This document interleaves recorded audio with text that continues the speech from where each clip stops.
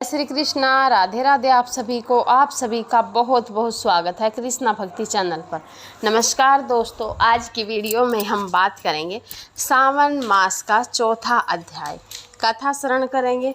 मात्र कथा श्रवण करने से ही सभी कष्टों से मुक्ति मिलती है और आपकी मनोकामनाएं पूर्ण होती है। लेकिन कथा को अंत तक ज़रूर सुनिएगा। भगवान शिव और माँ पार्वती की कृपा पाने के लिए श्रावण मास में अगर आपने पहला अध्याय ना पढ़ा हो तो आप पहला अध्याय सुन लीजिएगा। श्रावण मास में भगवान शिव की कथा सुनने का विशेष महत्व है। धारणा, पारणा, मासोपवास व्रत और रुद्रपति व्रत वर्णन में सुगंधा का आख्यान। ईश्वर बोले, हे संत कुमार, अब मैं धारण पारण व्रत का वर्णन करूंगा। प्रतिपदा के दिन से आरंभ करके सर्वप्रथम पुण्यवाहन वाचा कराना चाहिए।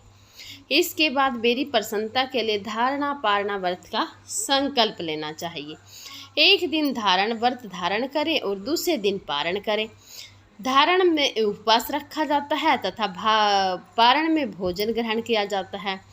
श्रावण मास के समाप्त होने पर सबसे पहले पुण्य वाचन कराना चाहिए।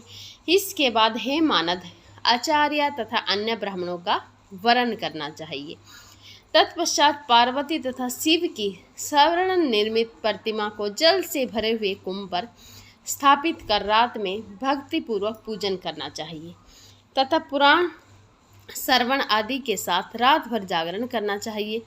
प्रातःकाल अग्नि स्थापन करके विधि पूर्वक होम करना चाहिए।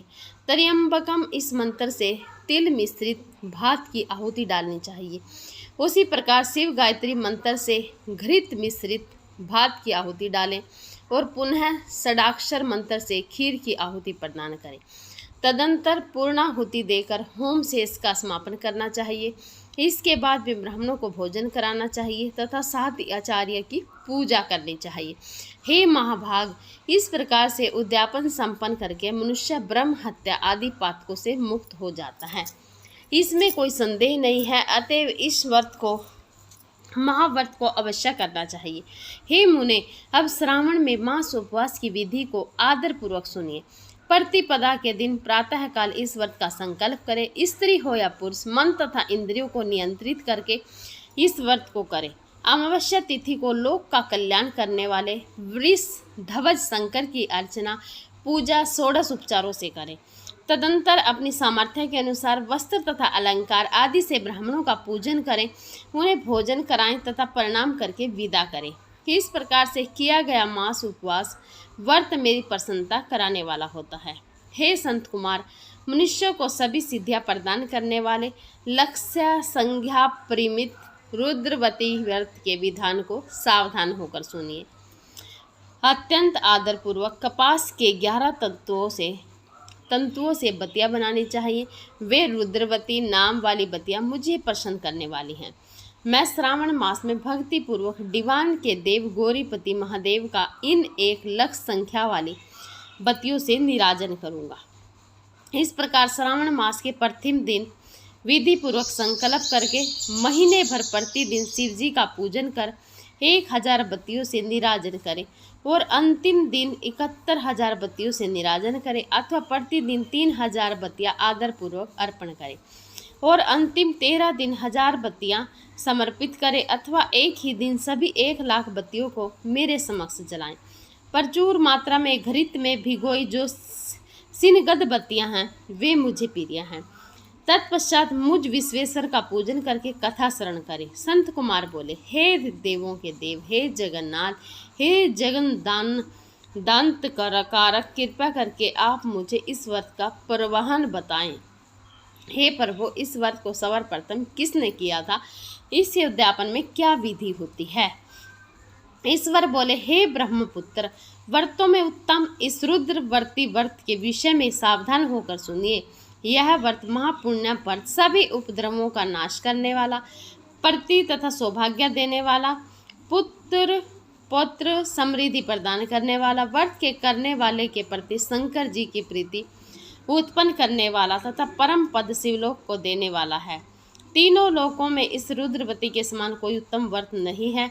इस संबंध में लोग यह प्राचीन दृष्टांत देते हैं। क्षिप्रा नदी के रम्य पर तट पर उज्जैनी नामक सुंदर नगरी थी। उस नगरी में सुगंधा नामक एक स्त्री, परम सुंदरी स्त्री वीरांगना थी।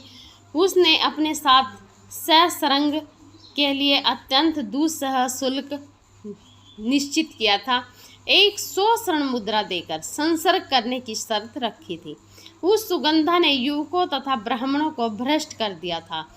उसने राजाओं तथा राजकुमारों को नग्न करके उनके आभूषण आदि लेकर उनका बहुत तिरस्कार किया था। इस प्रकार उस सुगंधा ने बहुत लोगों को लूटा था। उसके शरीर की सुगंध से कोस भर का स्थान सुगंधित रहता था। वह पृथ्वी तल पर रूप, लावण्य और कांति की मानो निवास स्थली। वह 6 राग और 36 रागनियों के गायक में तथा उनके अन्य बहुत से भेदों की गान क्रिया में अत्यंत कुशल थी।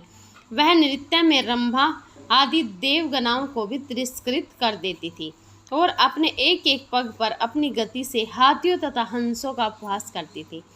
किसी दिन वह सुगंधा कटाक्षों तथा भूं चलान के द्वारा काम बाणों को छोड़ती हुई क्रीड़ा करने के विचार से क्षिप्रा नदी के तट पर गई। उसने ऋषियों द्वारा सेवित मनोरम नदी को देखा। वहाँ कई विप्र ध्यान में लगे हुए थे तथा कई जप में लीन थे, कई सिरवाचन में रत थे तथा कई विष्णु के पूजन में तल्लीन थे। हे महापुण्य, उसने उन ऋषियों के बीच विराजमान मुनि वशिष्ठ को देखा।